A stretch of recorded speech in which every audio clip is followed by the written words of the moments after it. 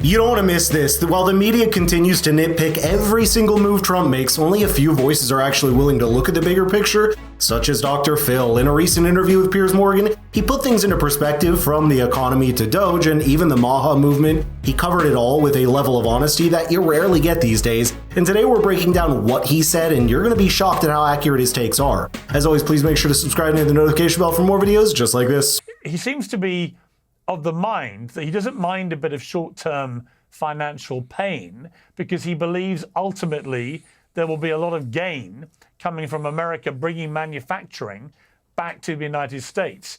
But do you think he's going to get the time to do this, Phil? Look, I've spent most of my life focused on why people do what they do and don't do what they don't do, which is motivation. And again, I don't understand the geoeconomics of all of this, but what I do know is that when you start to inflict pain on someone, when you start to cause people to have to pay up, then they get motivated.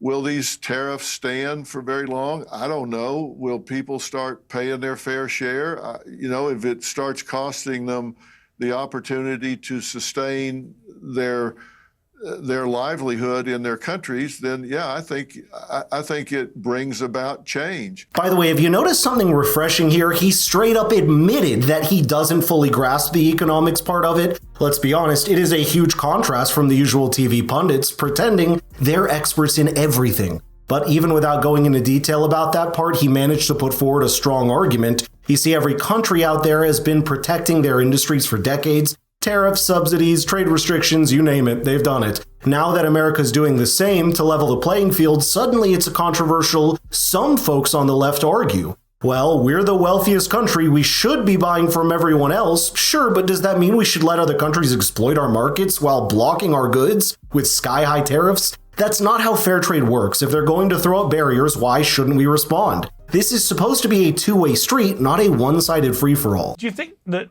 America needs a bit of unpredictability, that perhaps he's right to pursue this path?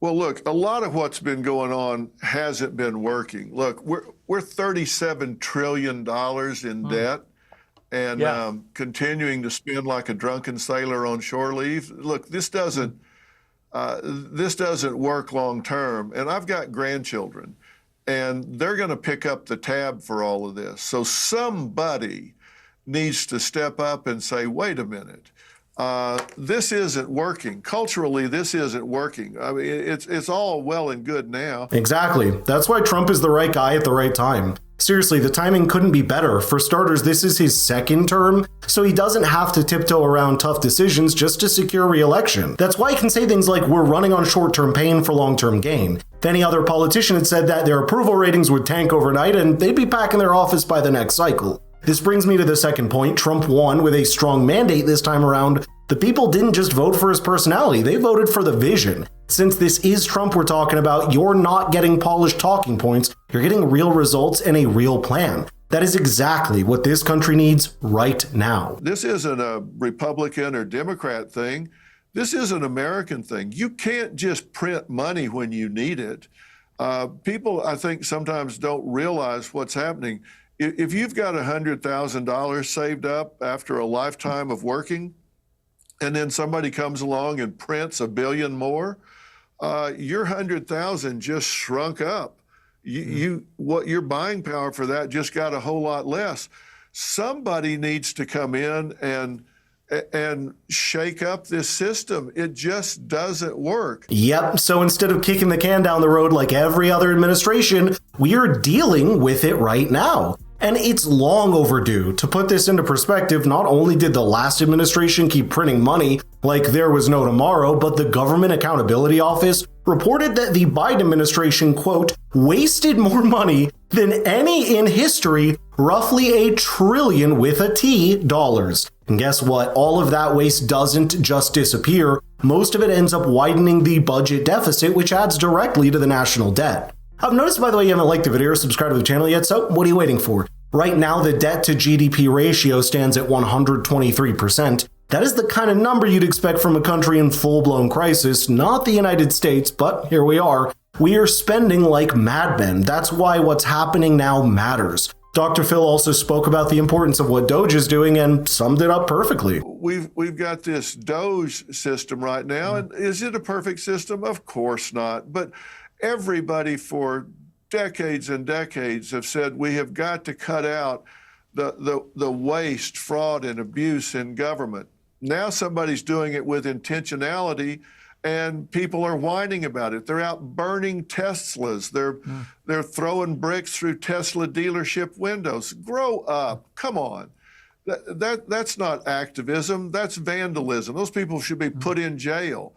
And is it perfect? No. They're wiping out some programs they shouldn't, and when they hit one they shouldn't, they should put it back immediately. But we need to get rid of waste, fraud, and abuse in government. Who disagrees with that? That's ridiculous. This is another major win for Trump's second term. We've heard so many presidents over the years talking about cutting government waste. It's like a campaign tradition at this point, but none of them ever followed through in a meaningful way.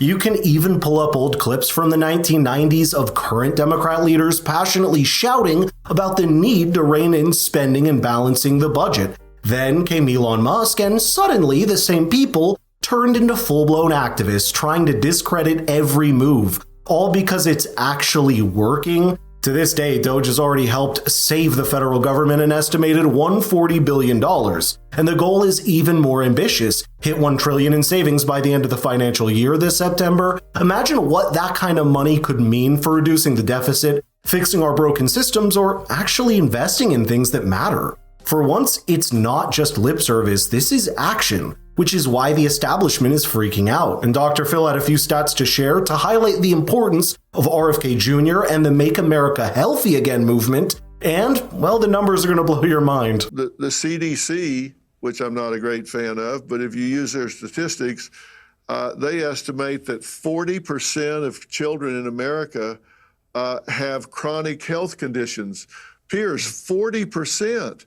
And in 1960, Shocking. it was 2%. What the hell's happened? I mean, half the kids in America almost have a chronic disease. And 70% of young people couldn't even qualify for military service if we needed them to. Why? Because they're sitting around on their phones and eating processed foods and chemicals that they shouldn't be eating. So we're just allowing this to get away from us.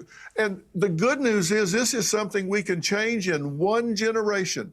We can wipe this out in one generation. You and I'll be gone, but our grandkids won't, and we can eradicate this in one generation. All right, I have to point this out. This is the second time Phil brought up his grandchildren, and honestly, it's pretty cool. The man clearly cares about the future, and you can tell he's not just saying things to score points. He's talking about real problems and backing actual common sense solutions instead of falling to the usual talking points. I mean, he doesn't have to say any of this, but I'd love to know your thoughts here, so let's get the conversation rolling in the comments down below. And if you want your friends to get their coverage from an independent source just like us, please share the video with them. Thanks so much for watching, and I'll see you in the next one.